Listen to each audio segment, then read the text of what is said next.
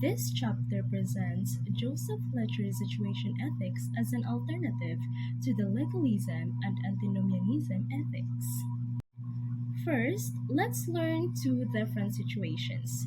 First, prostitution, and next, child abuse. A missionary was committed to aiding the local prostitutes who had been seduced by the prospect of a lucrative employment in the city. Women who lacked education were unprepared for the realities of city life and as a result had no solid employment were forced to turn into prostitution. As these women owed money to Mama San, they become more indebted as their interest payments increases, resulting for these women to not be able to go out of the situation and remain in prostitution. For the second situation, a father who started abusing his two kids when they were just 10 years old. The older daughter got pregnant as a result of her father's sexual abuse. So, in this matter, advocates of anti child abuse suggested that the pregnancy be terminated through abortion. Several reasons are presented. Continuing the pregnancy would be both detrimental to the lives of the would be mother and the offspring, and the life of the unborn should be protected. However, despite the eagerness of the missionary, he cannot rescue all the women from getting customers or pay off all the debts owed by the prostituted women to the mamasan. So, since the missionary still wanted to help, he contributed condoms and other devices that would protect them from HIV, AIDS, or other diseases. So, the question rises, can the missionary be ethically justified in providing such contraceptive devices? Given the widespread belief that these devices are abortifacient and immoral to use, so these questions can only be seen as an ethical issue. And is it morally justifiable to end the life of the unborn? Is it reasonable for the child mother to continue the pregnancy, which is caused by sexual abuse? So, in order for us to find the answers of these questions, let's continue the discussion. Before we acquaint ourselves with ethical theories that determine the value of an act based on either its nature or end. So, now let's discuss another ethical perspective, which is the situation ethics. I think this is not new to us, but I will still give you its meaning. Situation ethics is the view that moral judgment is situational or based on a circumstance or particular circumstances. And according to this, moral decisions must be made in the context of a situation as a whole, and all of its normative components must be taken into account. So, according to Jean Paul Sartre, who is a prominent French dramatist, novelist, screenwriter, political activist, biographer, and literary critic, so one of the important figures in the existentialist movement or in the philosophy of existentialism. Jean-Paul Sartre. He is one of the most important figures in the philosophy of existentialism, and he holds that human being as persoi, which means consciousness in itself, annihilates that everything such that consciousness itself determines the quality of an act. For him, human agent is the sole judge of his or her actions. The value of a given action is decided by the human agent as the subject responds to an existential predicament. There is no good or bad itself. Rather, the quality of such an action depends entirely on the exercise of human being's freedom as he actualizes his or her existential project, that is, the end of his being in this world. So, the appreciation of value, in this case ethical value, based on one's existential condition, is radical and has led many to attribute caprice and licentiousness to such an ethical view. This made Austin Faculty to criticize this ethical theory. According to him, situation ethics is a practical conclusion from hazily existential premises. It holds that there are no rules of moral conduct universally valid, but every act must be judged from the concrete situation it occurs in. His criticism is obviously leveled at Sartre's existentialist view that extols the metaphysical power of the subject and denies the existence of human nature and the natural law, suggesting thereby that the arbitrariness of the quality of human action. And now, to continue the discussion, let me call on Maria Rina Icon to do her part. Joseph Fletcher offers a different version of situation ethics as his arguments are presented in his book Situation Ethics: The New Morality. Fletcher opposes the dual approach of resolving ethical issues by evaluating topics from either a legalist or an antinomianist standpoint. A legalist viewpoint evaluates an action's ethical merit in light of moral or ethical law. For example, assume you steal something from its rightful owner. Because there is an ethical principle, thou shalt not steal, and the conduct violates this precept, it is considered a moral wrong. Antinomianism stems from the root words anti, which means against, and nomos, which means law. In this sense, antinomianism sees ethical conduct as unbounded by ethical norms or laws. Each act cannot be regulated by a precise moral rule because the agent's circumstances are distinctive. On the one hand, legalism oversimplifies ethical decision-making by focusing on whether or not the human agent abides by moral rules. It assumes that any situation can be examined using casuistry, that is, based on the act's adherence to a moral rule. Here, Fletcher identifies some forms of Christian legalism, both Protestant and Catholic. In his assessment, Protestants have focused their ethical appraisal of an action wholly on scriptural moral principles in their attempt to live by the principle of sola scriptura. An act is good if it follows the scripture's injunction and bad if it violates the ethical laws found in the sacred writings.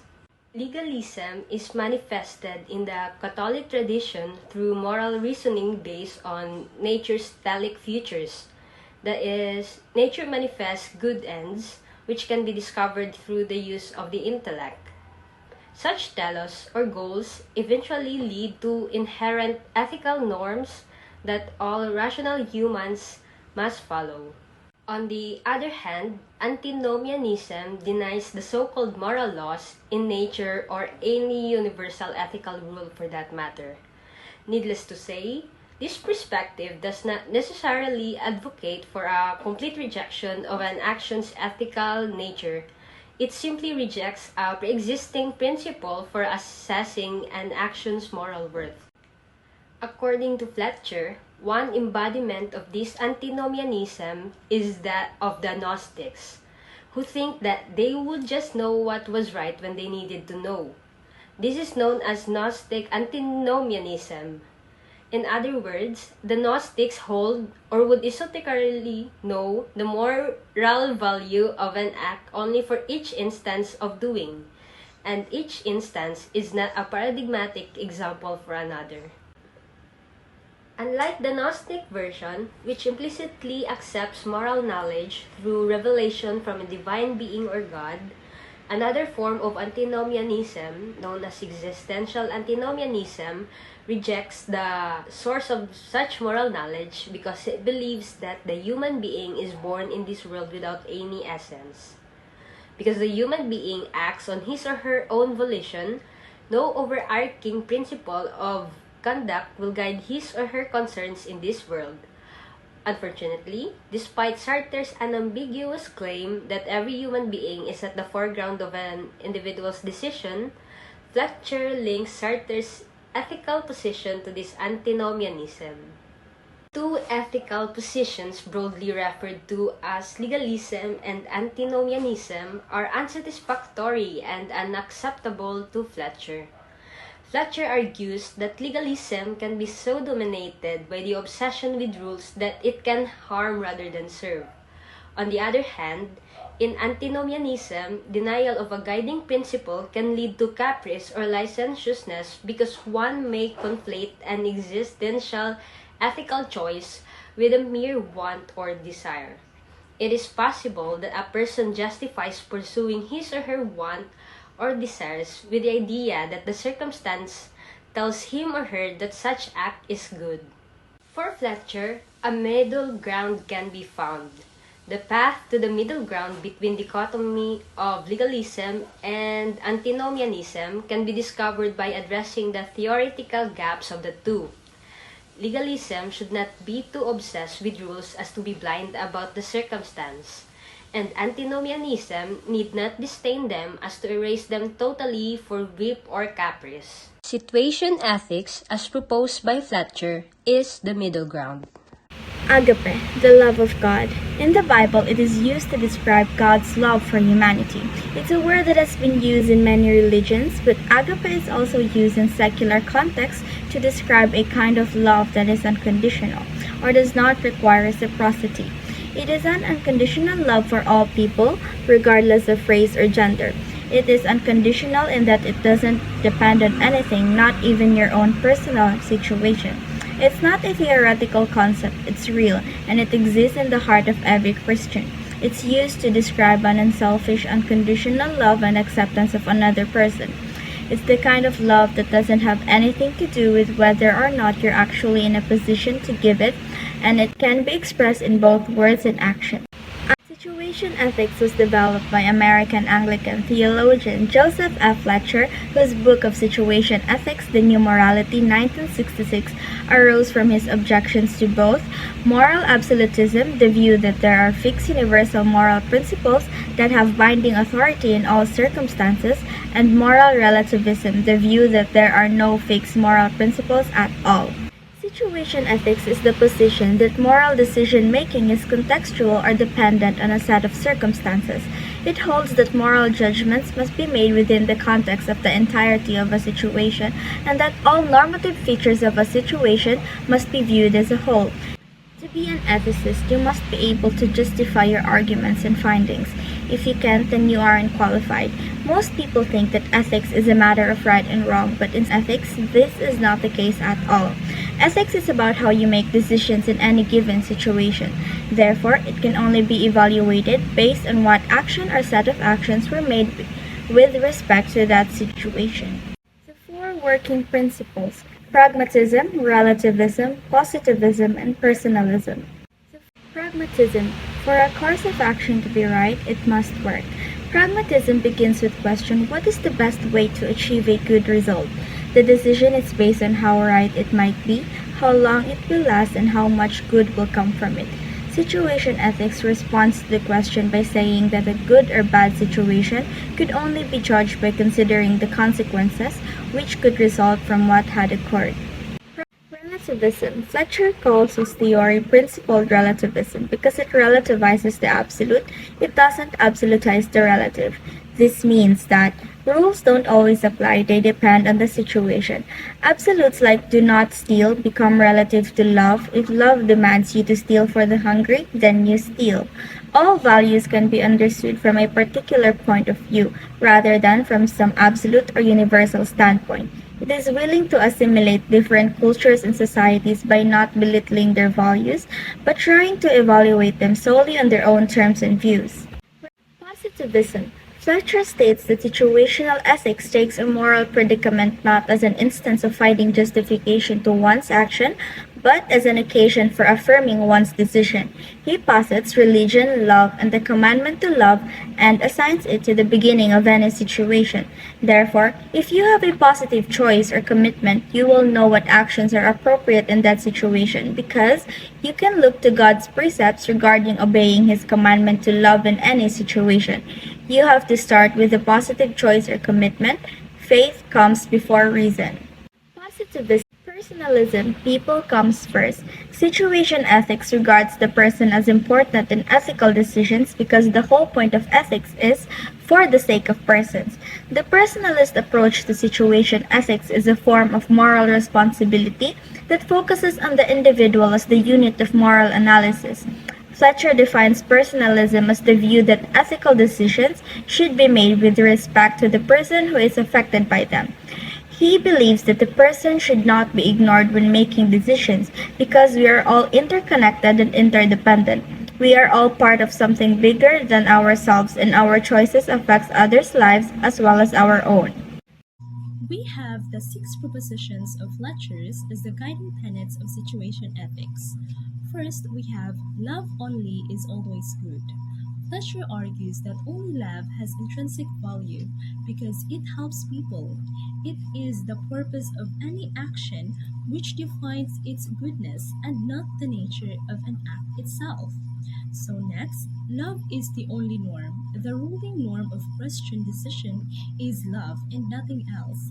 The most important commandment is to love God and love thy neighbor. We have the six propositions of Fletcher's as the guiding tenets of situation ethics. First, we have love and justice are the same. Love and justice are the same, for justice is love distributed and nothing else. Through love, we can make justice, and through justice, we can make love. And number four, love is not liking. Love wills the neighbor's good, whether we like him or not. Illustrates that agape is not an emotion, as it sometimes involves sacrifice. Thus, we shall love without expecting anything in return. Now, I will call on Zach Gillick to continue. While the first four propositions are deemed to easily acceptable, the last two have their fair share of controversy. Number 5, love justifies means. Only the end justifies the means. This appears to yield to utilitarianism and compulsiveness. Love is a powerful drive and we need to understand where it comes from. Love can be justified through the ends justifying the means of the strategy. This appears to be based on utilitarianism, which holds that all means can be justified if they bring about certain benefits for the individual or society. Compulsiveness is a distraction from evaluating commitments in terms of their end alternatives, because it leads you to focus on the means only without considering the outcomes needed to achieve them.